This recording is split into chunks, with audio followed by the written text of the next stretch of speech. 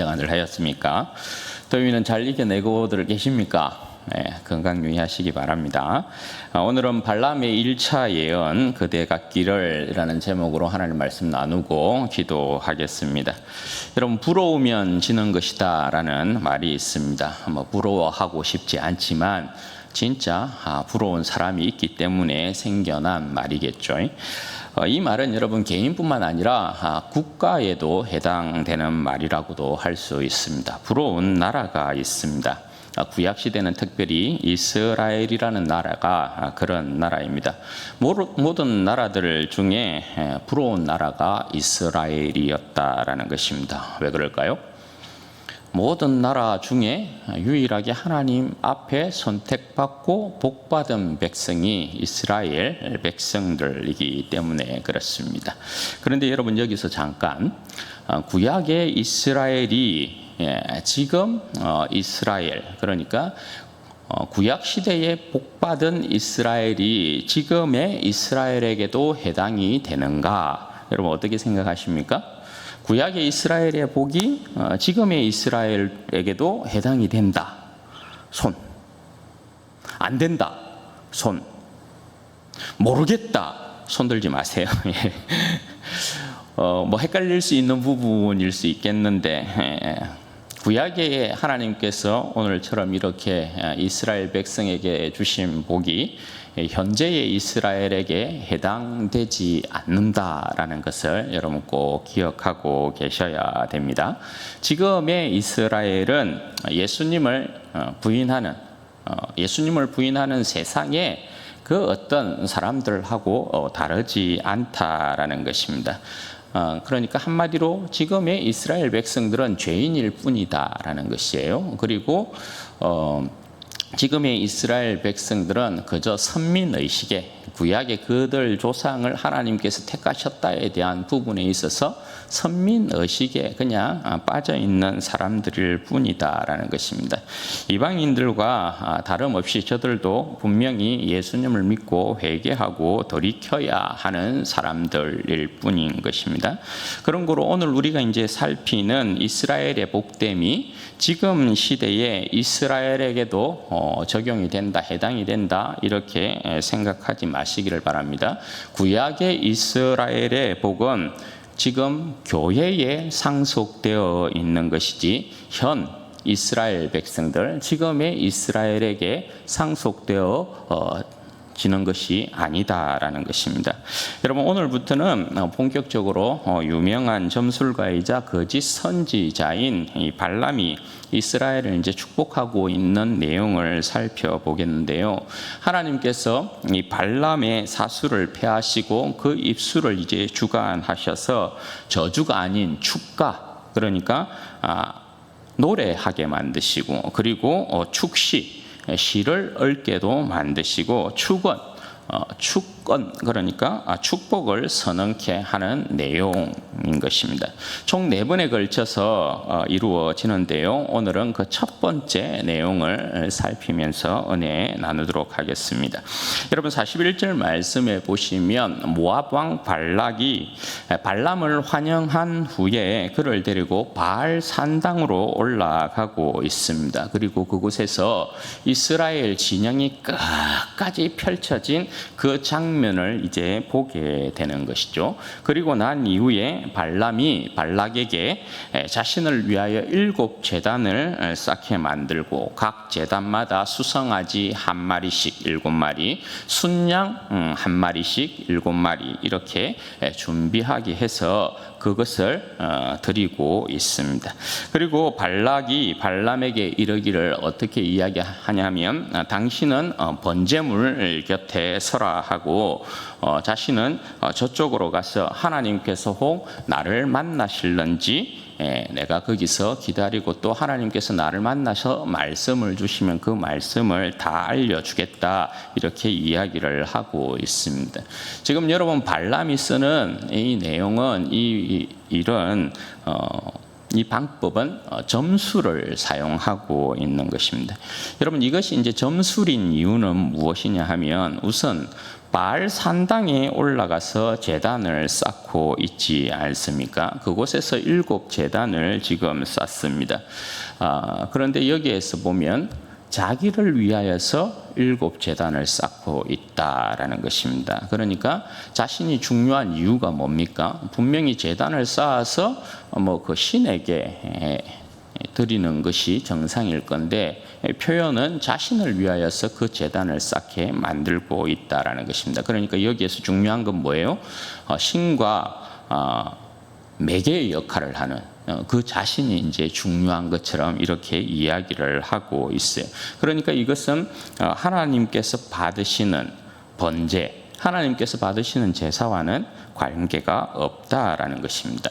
그리고 발람이 발락에게 어떻게 이야기해요? 번제물 곁에 당신은 서라 이야기하고, 자신은 그곳에서부터 떨어져서 언덕길로 가고 있잖아요. 하나님께서 받으시는 제단의 제사나 성막의 제사에서는 이런 법이 없는 것이죠. 성막이 세워지기 전에는 하나님께서 아브라함이나 이삭이나 야곱이나 이들에 대하여서는 여러분 그들이 하나님 앞에 제단을 쌓을 때 어떻게 하나님께서 그것을 받으셔요? 그들이 제단 쌓는 곳에 하나님께서 나타나서 그곳에서 하나님께서 그들과 만나시고 언약의 말씀을 주시고, 그러한 내용인 것을 우리가 보게 되잖아요. 그리고 모세와 같은 경우에는 어때요? 하나님의 산에 그를 불러서, 성막이 세워지기 전에 하나님의 산으로 그를 불러서 하나님께서 그에게 말씀하시는 것을 보게 되죠. 그리고 성막이 세워진 이후로는 여러분 어때요? 성막이 세워진 이후로는 하나님께서 성막에서, 때로는 회막이라고 불리는 그곳에서, 그리고 번제단에서, 분향단에서, 속죄소에서 하나님께서 그 백성을 만나죠. 그건 다 성막 안에서 이루어지는, 하나님의 집 안에서 이루어지는 일이라고 할 수 있어요. 그런데 지금 발람은 여러분 어떻게 하고 있어요? 저쪽 언덕길로 가고 있잖아요. 하나님께서 저쪽 언덕길에서 만나시는 것이 아니란 말입니다. 이것은 점수를 사용하는 자들의 방법이에요. 그러니까 저쪽으로 가서, 언덕길로 가서 어떻게 해요? 이상한 징조나 사인을 보고 고객들이 원하는 대로, 그들이 원하는 대로 말해 주고자 하는 그 방법을 지금 취하고 있다라는 거예요. 그래서 이것을 점술이다 이렇게 이야기하는 것입니다. 그런데 여러분, 하나님은 살아계신 분이시잖아요. 발람의 꾀에 따른 사술이나 점술이 통하지를 않아요. 그럼에도 불구하고 하나님께서 언덕길에서 발람에게 나타나셔서 여차 이렇게 말하거라 하고 말씀을 주고 계십니다. 발람이 꼼짝없이 하나님께서 전하신 말씀을 발락에게 이제 전하게 되는데, 6절 말씀을 보시면 발람과 그 고관들이 번제물 곁에 그대로 서 있다라고 이야기를 하고 있죠. 이 장면이 이제 말씀하는 바는 점수를 통한 제사이기는 하지만 저들의 번제를 지금 누가 받으시는 거예요? 저들의 번제를 지금 하나님께서 받고 계시단 말입니다. 그것은 하나님께서 말씀하는 바에 따라서 이제 저들이 어떻게 해요? 번제를 드렸으니까 하나님 앞에 무조건 순종해야 된다라는 것을 이야기하고 있는 것입니다. 여러분, 발람이 발락과 그 고관들을 향하여서 이스라엘에 대하여서 이제 예언하기 시작하는데요. 7절 말씀 보시면, 발락이 나를 아람에서 모압 왕이 동쪽 산에서 데려다가 이르기를, 와서 나를 위하여 야곱을 저주하라, 와서 이스라엘을 꾸짖어라 하도다, 이렇게 이야기합니다. 여기에 보면 이제 7절에 이 예언이라는 말이 다른 표현으로는 시라고 해석할 수도 있고요, 시라고 표현할 수도 있고 노래라고 표현할 수도 있어요. 그러니까 한편의 시가 되고 한편의 노래가 되고 그런 내용이라고 볼 수 있어요. 발람이 어쨌든 이제 예언을 하기 시작하는데 나를 아람에서 모압 왕이 동쪽 산에서 나를 데려다가 이스라엘을 꾸짖고 저주하라고 했다. 이렇게 시작을 하고 있는 거죠. 여기서 여러분 아람은 메소포타미아를 이야기하는 것입니다. 그 지역에 이제 유프라테스 강이 있는 것이고 그리고 그곳의 고향이 이제 그곳과 가까운 곳이 부돌이라는 곳이에요. 그러니까 우리나라로 치면 요게 이제 경상남도라는 지역이 있고 그게 이제 메소포타미아라고 할 수 있겠고 그리고 유프라테스 같은 경우는 뭐 진주시 이렇게 해당된다고 할 수 있겠고 부돌이라는 곳은 이현동이라고 이렇게 생각하시면 되겠죠. 모압 왕 발락이 그 먼 곳 동쪽 산에서 자신을 데려다가 야곱을 저주하라, 이스라엘을 꾸짖어라 이렇게 이야기했다라는 거예요. 그러니까 지금 이 표현은 뭐냐 하면 모압 왕 발락이 이스라엘을 저주하기 위해 그만큼 여러분 뭐예요? 큰 간절함을 가지고 있었다. 그만큼 큰 수고를 아끼지 않았다라는 것을 이야기하고 있는 거예요.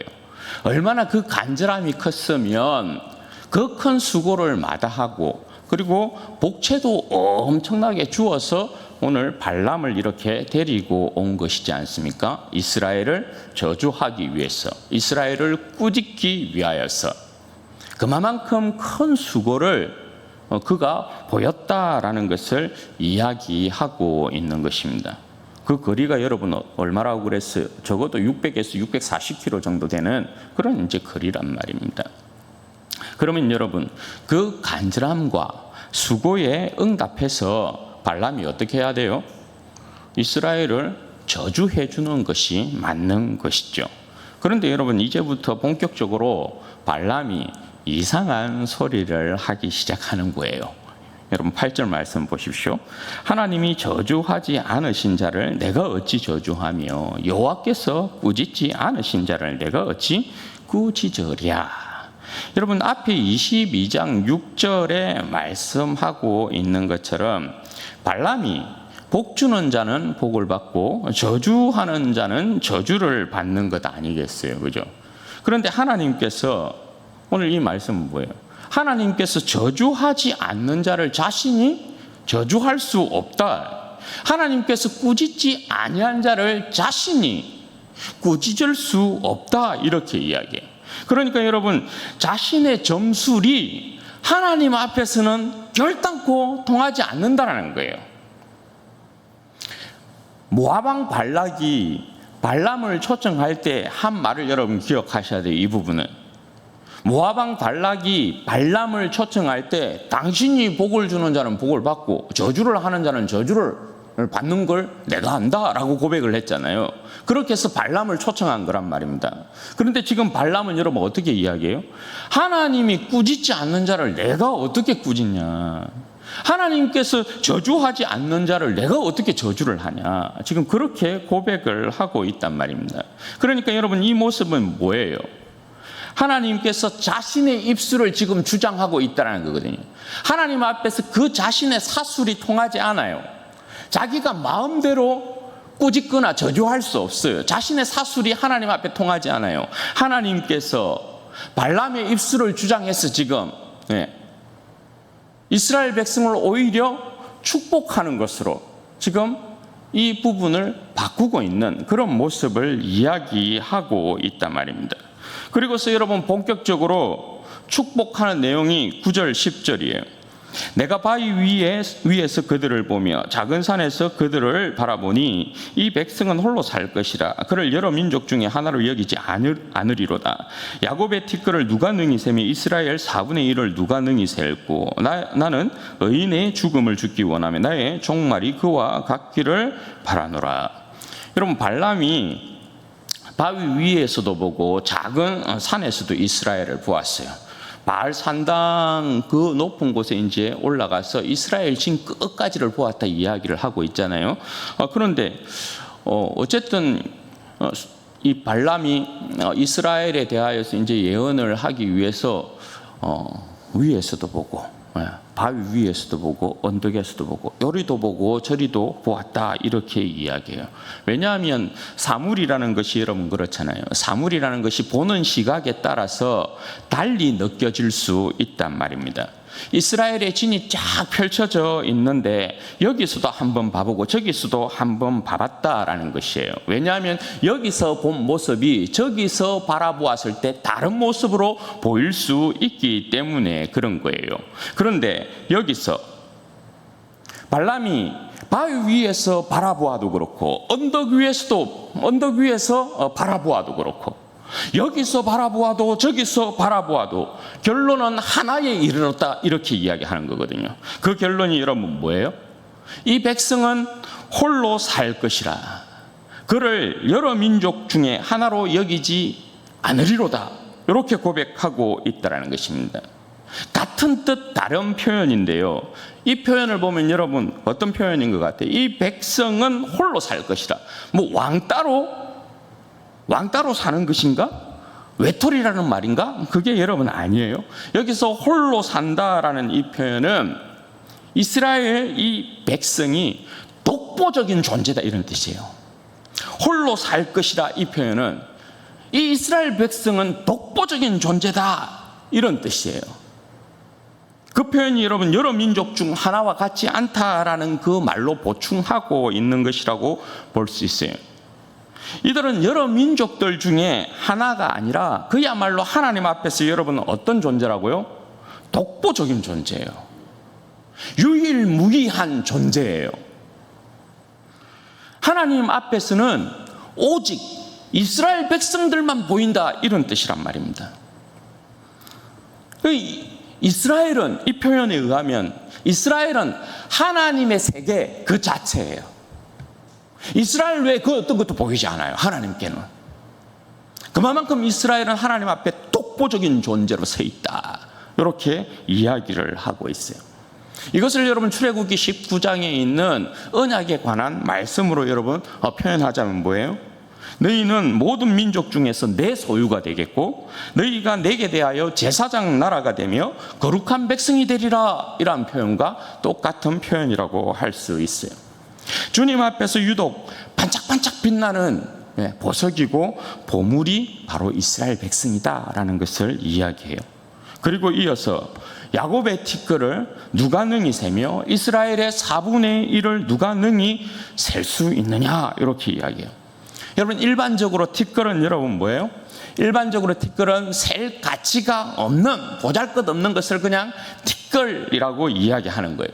그런데 여기서 야곱의 티끌이란 셀 가치가 없고 보잘것없다라는 의미로 사용하는 것이 아니고 야곱은 티끌조차도 엄청나다. 티끌조차도 너무 강하다. 엄청나다. 이런 의미로 사용하고 있어요. 하나님께서 아브라함과 이삭과 야곱에게 말씀하신 언약의 성취도 이런 표현이었던 것이죠. 그 후손이 땅에 티끌같이 많게 하시겠다라는 그 표현이 있잖아요. 그 표현이 오늘 여기서 성취되고 있는 그런 모습이라고 할 수 있어요. 이것에 여러분 다른 표현이 이스라엘 4분의 1을 누가 능히 셀고라는 거예요. 4분의 1이라는 건 여러분 뭡니까? 전체가 아니라 일부분을 이야기하는 거잖아요. 그런데 그 일부만도 감히 셀 수가 없다 이렇게 이야기하는 거예요. 일부를 셀 수 없으면 전체는 더 셀 수 없다라는 것을 이야기하는 거잖아요. 잠언 14장 28절에 어떤 말이 있냐면 백성이 많은 것은 왕의 영광이다 이렇게 이야기를 합니다. 그러니까 여러분 이스라엘 백성이 이와 같이 티끌과 같다 4분의 1조차도 셀 수 없다 이렇게 이야기하는 것은 하나님께서 얼마나 그 조상 아브라함과 이삭과 야곱에게 하신 그 약속을 얼마나 신실하게 하나님께서 성취하셨는가에 대한 부분을 이야기하는 것이고 하나님께서 그 언약의 신실함에 따라서 이스라엘 백성을 이처럼 강한 민족으로 하나님께서 세우고 계시다라는 것을 이야기해요. 그러니까 이스라엘 백성은 여러분 그 자체가 뭐예요? 하나님의 자랑이 되는 거예요. 하나님의 자랑. 야곱의 티끌을 감히 누구도 셀 수 없어요. 4분의 1조차도 셀 수 없어요. 그만큼 하나님께서 이들을 번성케 하여서 강한 민족으로 세우고 있다. 그 조상에게 약속하신 언약을 성취하고 있다. 이렇게 말씀하고 있어요. 그로 여러분, 발람의 부러움이 뭡니까? 부러우면 지는 것이지만 이스라엘의 복됨이 발람은 너무나 부러운 것이에요. 그래서 여러분 어떻게 고백해요? 나는 의인의 죽음을 죽기 원하며 나의 종말이 그와 같기를 바라노라. 엄청 부러워하고 있는 거죠. 이 표현은 한마디로 이야기하면 이스라엘과 함께 살고 함께 죽었으면, 이런 뜻이거든요. 왜요? 이스라엘과 같은 나라가 없단 말입니다. 이스라엘과 같은 여러분 이런 백성이 없어요. 이런 민족이 없어요. 이처럼 여러분 하나님의 사랑을 받은 백성이 어디에 있어요? 이처럼 하나님의 은혜와 보호 가운데 살아가는 백성이 어디에 있냐 말입니다. 이처럼 하나님 앞에서 독보적이고 보배로운 자들이 여러분 세상에 없고, 이처럼 하나님 앞에서 하나님의 모든 세계, 그들의 존재 자체가 하나님의 모든 세계가 되어 있는 이처럼 강한 백성이 없어요.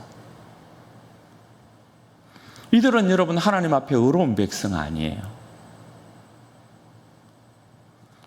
그래서 여러분 잠언 14장 32절에 보면 의인은 죽음에서도 소망이 있다, 이렇게 이야기하거든요.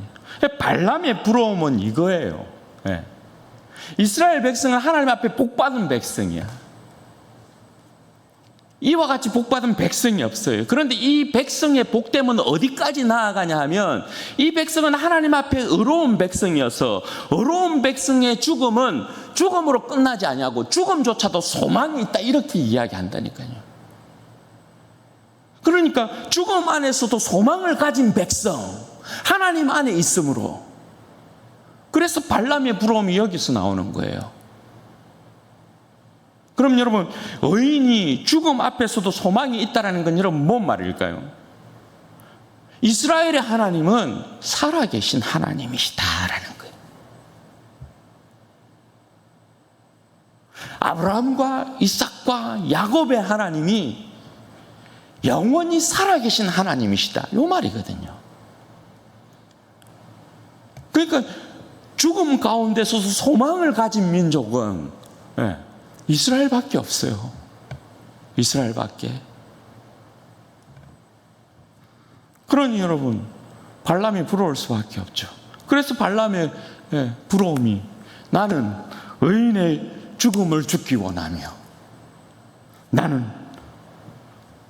나의 종말이 그와 같기를 바라노라. 죽음에서도 소망을 가지고 죽고 싶은, 그게 여러분 발람의 지금 고백이라고요. 발람의 여러분 1차 예언이, 1차 축복이, 1차 여러분 한 편의 시가, 한 편의 노래가 이렇게 여러분 끝나고 있어요. 그러니까 여러분 이게 들어보면 저주가 아니죠. 꾸짖음이 아니죠.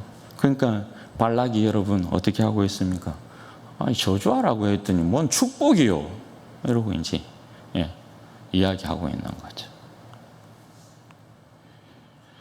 사랑하는 여러분, 오늘 이 발람의 한편의 노래, 축가, 한편의 이 축시, 한편의 여러분 이 축원, 이것을 그대로 상속받고 있는 것이 여러분 어디예요?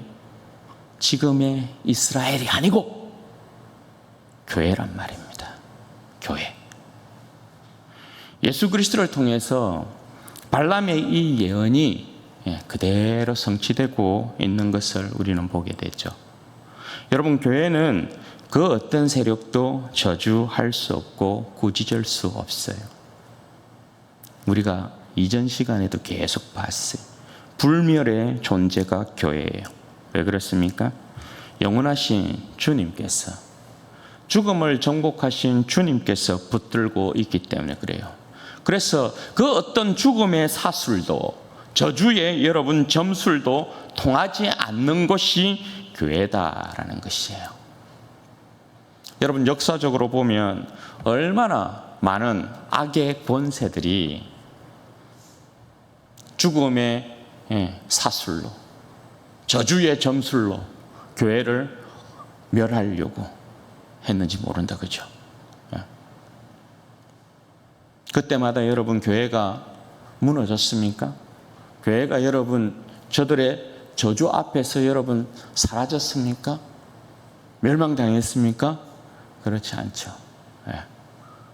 지금도 여전히 여러분 악의 세력의 앞잡이가 되어 있는 자들, 정권들, 권세들, 끊임없이 교회를 향하여서 죽음의 저주를 퍼부어요. 죽음의 사술과 저주의 점술, 온갖 복술, 교회를 막 없애려고 저주를 때려붙죠. 십자가를 철거하고 주의 백성들을 막 핍박하고, 여전히 지금도 일어나는 일들이에요. 그런데 여러분, 그러한 환난과 핍박 가운데서 이 죽음의 여러분 저주로부터 교회가 무너집니까? 교회는 결단코 무너지지 않는다. 교회는 그 어떤 죽음의 여러분 사술도 점술도 복술도 통하지 않는다. 왜냐하면 우리가 섬기는 우리 주 예수 그리스도께서 죽음의 권세를 이미 죽음의 이 저주들, 복술들, 점술들, 사술들을 정복하셨기 때문에 그렇다. 그래서 예수 그리스도 안에 있는 자들에게는 정죄함이 없다라는 것입니다.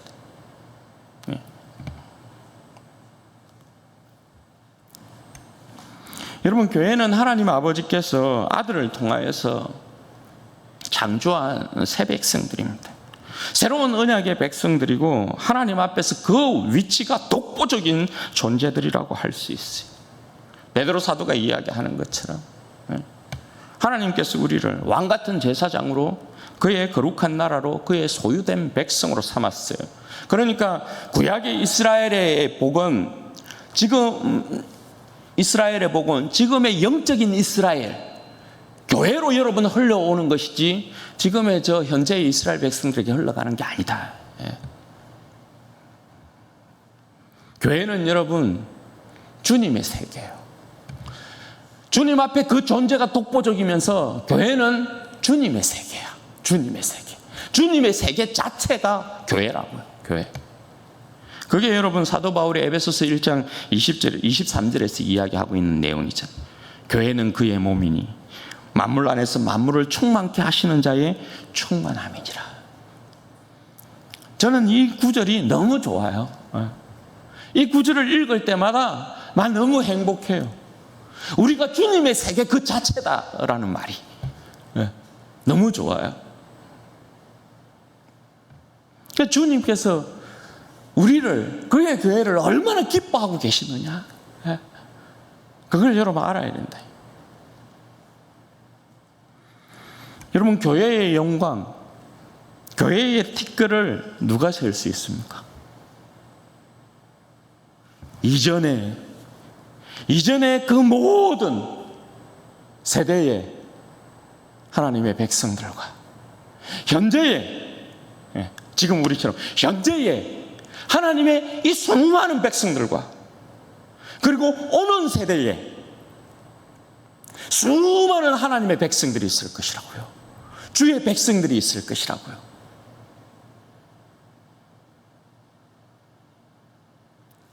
이 지난 세대와 현 세대와 오는 세대에 이 모든 백성들을 아우르는 왕 중의 왕이 누구라고요? 우리 주 예수 그리스도라고요. 이들은 모두 죽음의 권세를 정복한 자들 아닙니까?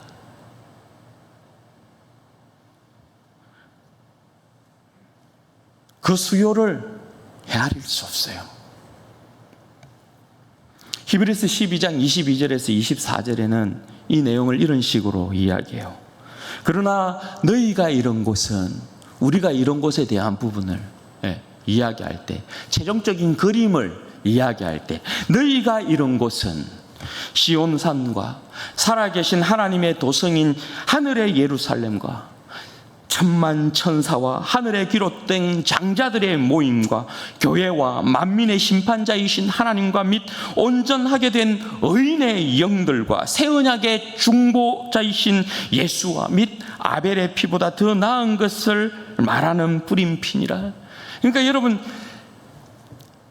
하늘의 이 교회라는 것이 최종적으로 완성되어질 주님의 나라, 주님의 교회라는 것이 여러분 뭐예요? 이전 세대와 현 세대와 오는 세대에 모든 백성들이 죽음을 정복하고 서 있는 의인들의 모임, 그들을 누가 감당할 수 있으며, 그들을 누가 감히 대적할 수 있으며 능히 이길 수 있느냐? 이들처럼 강한 자가 있느냐? 그거 아니에요.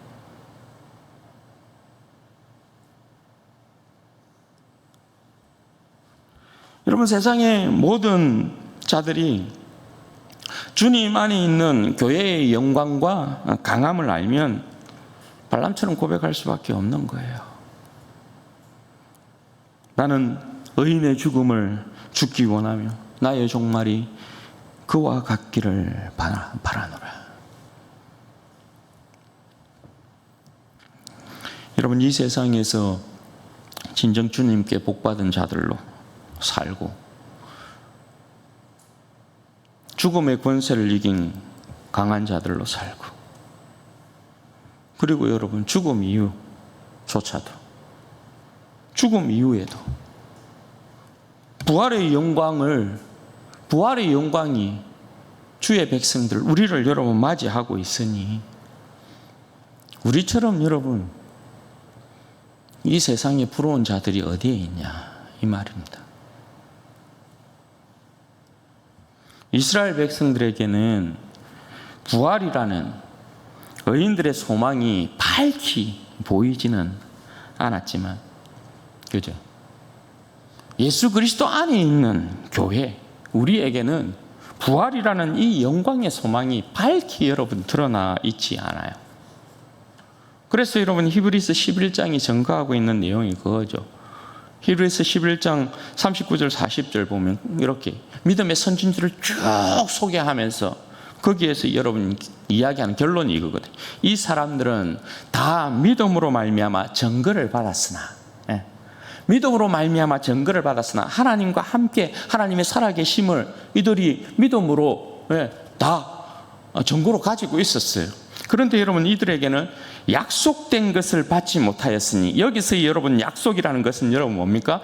예수 그리스도로 말미암아 그 백성 가운데 주어지는 영원한 죽음을 이긴 부활의 소망을 이야기하는 거거든요.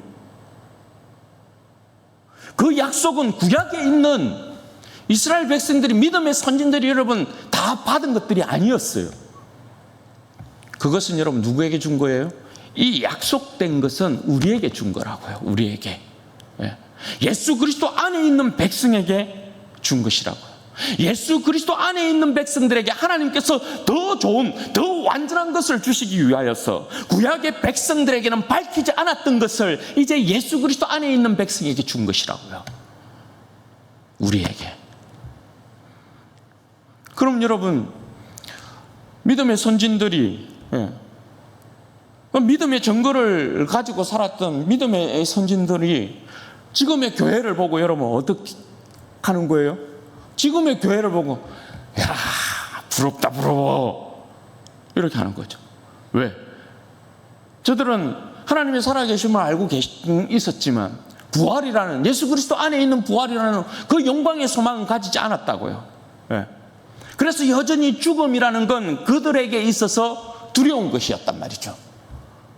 그런데 신약의 백성들은, 예수 그리스도 안에 있는 백성들은 죽음 이후에 그 영광의 소망을, 부활의 그 영광의 소망을 받았어요. 믿음의 선진들이 볼 때, 야, 너희들 신앙, 너희들이 이것을 가지고도 이 세상 가운데 진다면 그건 정말 비참한 거야. 그렇게 되는 거죠.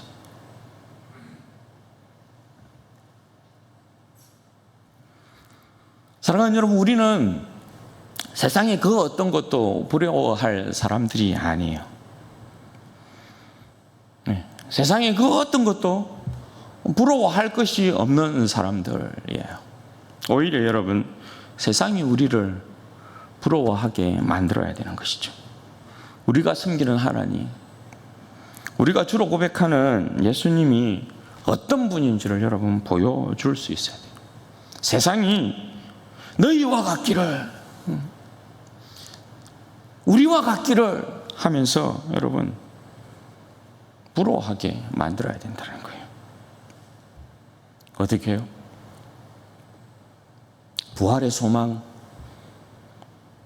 완전한 하나님의 약속을, 예수 그리스도 안에 있는 영광의 소망을 가진 자들로서 오늘 우리 가운데 닥치는 이 세상의 어떤 아픔의 문제들, 고난의 문제들, 시련의 문제들, 근심 걱정의 문제 앞에서 태연하게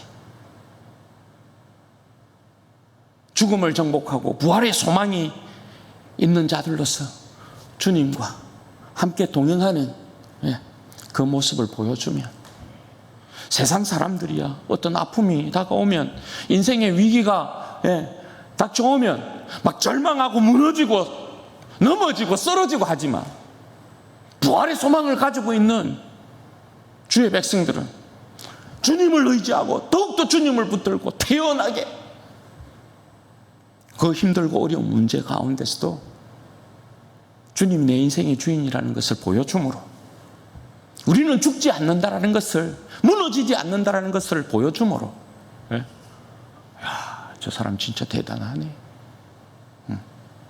그것을 여러분 보여줄 수 있어야 된다는 거예요. 우리가 여러분 그렇게 살아가면 세상이 반드시 여러분 보게 된다는 것입니다. 여러분 이제 길을 지나가다 보면 뭐 마트도 뭐 그렇고 한 번씩 이렇게 지나가면 쇼윈도의 모델들이 보여요. 쇼윈도 안에 뭐 자동차를 파는 곳은 자동차를 이렇게 막 전시해 놓고, 또 뭐 옷을 파는 가게에서는 뭐 마네킹을 세워 놓고, 뭐 쇼윈도 안에서의 모델들을 여러분 보죠. 저는 여러분 세상에서 교회가 세상에 하나님께서, 우리 주님께서 세워놓으신 쇼윈도의 모델이라고 생각해요. 딱 보면, 누구든지 이렇게 딱 보면, 누구든지 교회를 이렇게 딱 보면, 아, 좋네, 한번 들어가 볼까? 저 옷 나도 한번 입어볼까? 저 차 나도 한번 사볼까? 우리는 그런 사람들이라는 거죠. 부활의 소망, 그 영광의 소망을 하나님께서 우리에게 딱 주시고 우리를 세상이 보도록 딱 만들어 놓은 거예요. 너희들 한번 봐라, 내 백성 한번 봐라. 부활의 소망, 영광의 소망을 가지고 있는 내 백성을 한번 봐라. 내 세계 안으로 들어오고 싶지. 주님께서 그러고 싶은 것이죠. 부럽지. 부럽지. 들어와.